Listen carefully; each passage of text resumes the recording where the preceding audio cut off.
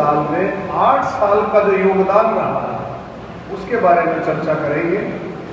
आप लोगों ने एक्शन साहब ने भी करा, डीसी साहब ने भी बात की, इससे मेरे से पहले और भी साथियों ने अपनी बात रखी एक जोश के साथ। मतलब मैं पिछले 2 दिन से प्रोग्राम अटेंड कर रहा हूँ, इतना ठंडा प्रोग्राम। या तो यहाँ पार्षद जो है जो इधर उधर हो रहे हैं वो ज्यादा आ रहे हैं। भारत माता की, भारत माता की। जोश अगर जोश नहीं हो तो ये मैं आप लोगों को, अच्छा देखो आज का जो प्रोग्राम इसकी इंपॉर्टेंस क्या है। अमृत महोत्सव मना रहे हैं 75वां साल।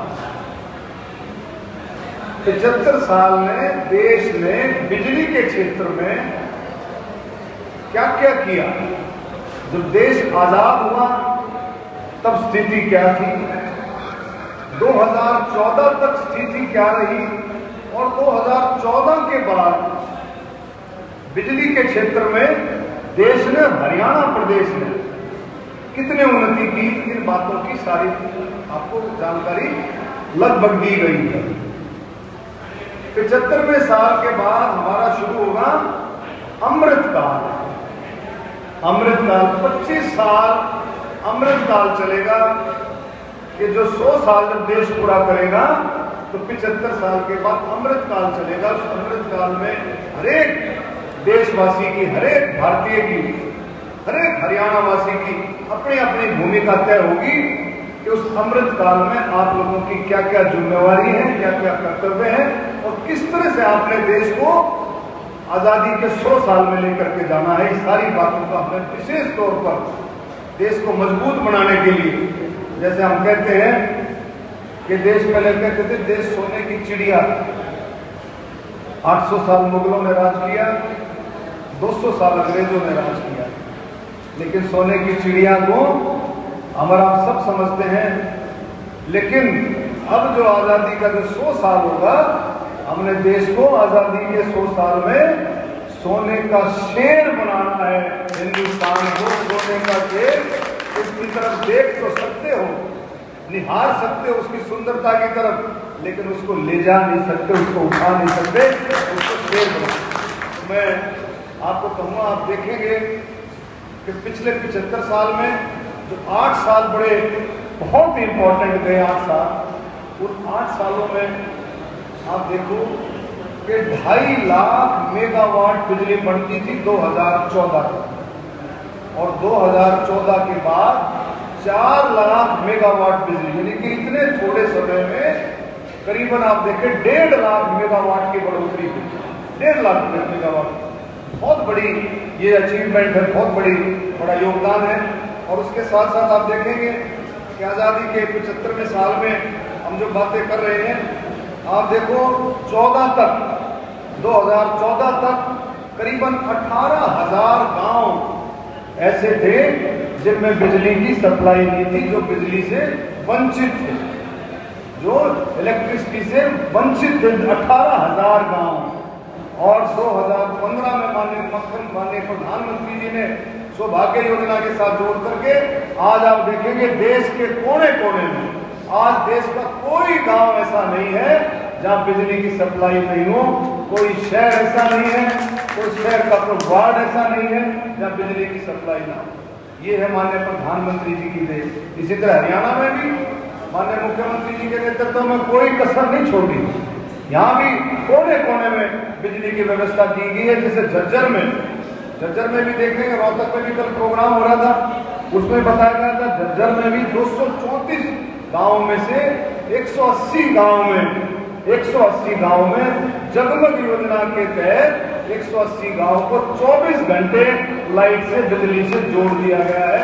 सिर्फ 84 गाँव बचे हैं।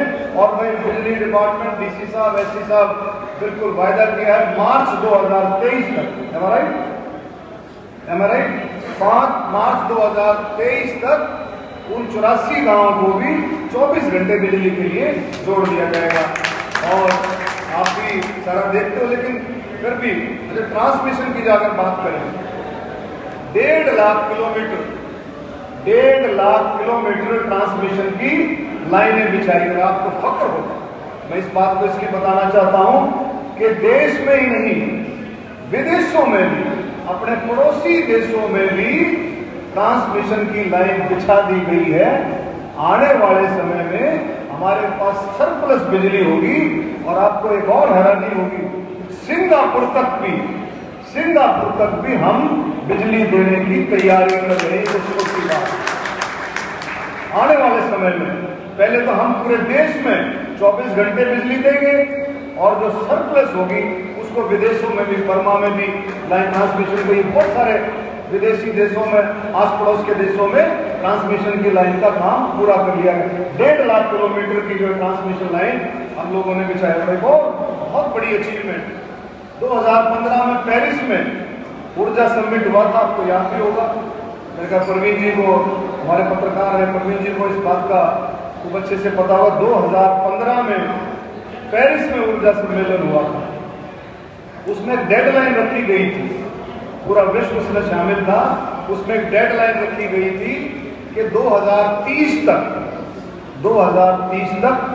हर एक देश कम से कम 40 से 45% कटौती करेगा, यानी कि कार्बन फ्री बिजली का उत्पादन करेगा 2030 तक। बहुत इंपॉर्टेंट बात है ये। लेकिन अपने देश ने माननीय प्रधानमंत्री जी के नेतृत्व में ये लक्ष्य 2021 के अंत तक पूरा कर लिया। आज 40% देश के अंदर कार्बन फ्री बिजली बन रही है, जो हमारे पानी से बन रही है, आपकी सोलर बिजली है, विंड मिल्स है, विंड एनर्जी है, तो ये सारी बायोगैस है। तो 40% जो लक्ष्य हमने 2021 में पूरा कर लिया, जो 2030 में पूरा करना था। ये बहुत बड़ी एक अचीवमेंट है। तो मैं यही आपको कहना चाहता हूँ कि आप सारे मिलकर के इस सारी चीज़ों को समझें और बहुत अच्छे तरीके से हम लोगों ने कोशिश करनी है कि इन बातों को आगे बढ़ाएं। मैं कल भी एससी साहब को एक बात कह रहा था, ये कोई वो नहीं, आप लोगों ने बहुत मेहनत की है, इसमें कोई शक नहीं है। बड़ी ईमानदारी से आपका डिपार्टमेंट काम कर रहा है, खासकर झज्जर में बहुत अच्छे से काम हो रहा है, प्रशासन के सारे अधिकारी बैठे हैं।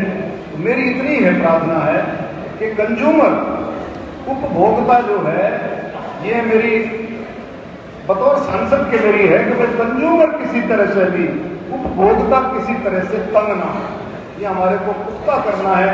क्योंकि देखो झज्जर इलाके में डीसा भी समझते हैं, वाटर लॉगिंग, बहुत ज़्यादा पानी की जो है चुआ जो ऊपर आ जाता है, उसमें आपको बहुत ज़रूरत पड़ती है।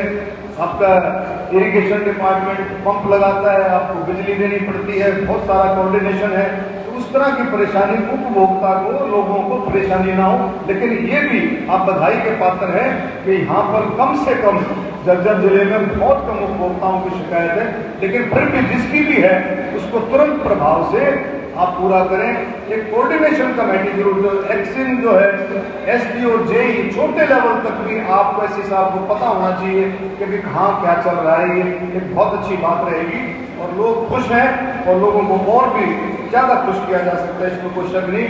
और इस लक्ष्य को, 24 घंटे वाले लक्ष्य को जो गाँव बच गए हैं उनको जल्दी से जल्दी करें। शहरों में भी किसी तरह से परेशानी ना आए। जो ट्रांसफार्मर जल जाते हैं कई बार बारिश के कारण, शॉर्ट सर्किट के कारण, उनको भी जल्दी से जल्दी उनकी व्यवस्था की जाए, जो आप करते हैं। और बहुत ही बढ़िया तरीके से आप लोगों का काम चल रहा है। मैं सभी साथियों को ये कहूँगा, जो डीसी साहब ने भी अपील की है कि 13 से 15 तक अपना पार्टी का भी, देश का भी प्रोग्राम है। 13 से 15 तक तिरंगा, आपने मेरा देश मेरा तिरंगा, आप लोगों ने जो इसको हर एक घर में, पूरे साथी कोशिश करें, हर एक घर में, हर एक कॉमर्शियल सेंटर पर, दुकानों में, और हर एक साथी वो जो 15 अगस्त को, तो मैं कहता हूँ हर साथी के हाथ में तिरंगा होना चाहिए। 15 अगस्त को वो घर में रहे तब भी तिरंगा रखे, घर से बाहर निकले तब भी उसके हाथ में तिरंगा, यही एक शान है। और इसमें आपको एक महसूस भी होता, आप देखोगे 15 अगस्त के करीब, 15 अगस्त, 13, 14, 15, 16, 17, ये हफ्ता 10 दिन ऐसा होता है कि जब भी देशभक्ति के गीत बजते हैं तो आपके रोंगटे खड़े हो जाते हैं। एक ऐसा समय आता है, एक ऐसा टाइम आता है, एक माहौल बनता है। तो आप लोगों में जो सारे ऐसे जिम्मेवार साथी बैठे हैं, और एससी साहब, डी साहब, आज आपने जो प्रोग्राम किया है, ऐसे जिम्मेवार साथी, हमारे पार्षद भी आए हुए हैं, एक्स पार्षद भी बहुत ही जिम्मेवार, जो आपका और भी मौजूद शहर के मौजूद लोग यहाँ पर आए हैं, जो मुझे पूरी उम्मीद है कि पूरा प्रचार जो आज आपकी बातें आपने बताई हैं कि केंद्र सरकार और हरियाणा सरकार ने जो जो इस क्षेत्र में उन्नति की है वो आम लोगों तक इस बात को पहुंचाने में कामयाबी जो है सारे साथी करेंगे। मैं फिर से आप लोगों का तहे दिल से धन्यवाद करता हूं और आप हमारे बीच में कैप्टन